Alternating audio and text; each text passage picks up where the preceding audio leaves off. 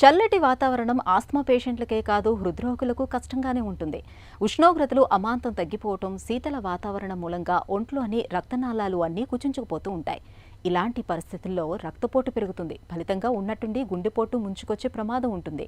ఈ నేపథ్యంలో చలికాలంలో హృద్రోగుల జీవన సరళి ఎలా ఉండాలో, గుండెను భద్రంగా ఉంచుకునేందుకు ఎలాంటి జాగ్రత్తలు తీసుకోవాలో ఇప్పుడు తెలుసుకుందాం.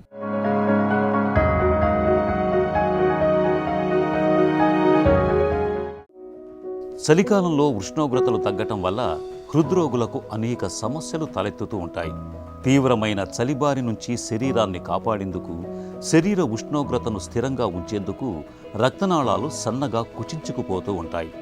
దీంతో గుండె నుంచి రక్తనాళాల్లోకి అధిక రక్తం ప్రవహిస్తుంది. ఇలాంటప్పుడు రక్తపోటు బాగా పెరుగుతుంది. అంతేకాదు, చలికాలంలో తగినంత సూర్యరశ్మి లభించకపోవటంతో శరీరానికి విటమిన్ డి కొరత పెరుగుతుంది.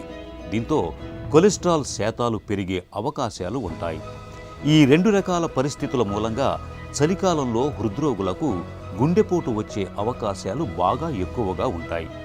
ఈ ముప్పును తప్పించుకునేందుకు, గుండెను భద్రంగా ఉంచుకునేందుకు చలికాలంలో హృద్రోగులు ప్రత్యేకమైన జాగ్రత్తలు తీసుకోవాలి. వీలైనంత వరకు చలిలో బయట తిరగటాన్ని తగ్గించాలి. తప్పనిసరిగా బయటకు వెళ్లాల్సి వచ్చినప్పుడు మొత్తం శరీరాన్ని కప్పి ఉంచేలా ఉన్ని దుస్తుల్ని ధరించాలి.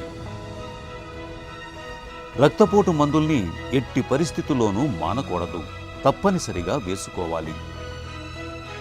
ఆస్పిరిన్, సార్బిట్రేట్ మందుల్ని ఎప్పుడూ అందుబాటులో ఉంచుకోవాలి. ఉదయం, సాయంత్రం వేళల్లో కాసేపైనా నీరెంటకు కూర్చోవాలి. వాకింగ్కి వెళ్లేవారు సూర్యుడు ఉదయించిన తర్వాత వెళ్లటం మంచిది. ఛాతీలో నొప్పిగా అనిపించినా, ఆయాసం వస్తున్నా వెంటనే డాక్టర్ని సంప్రదించాలి.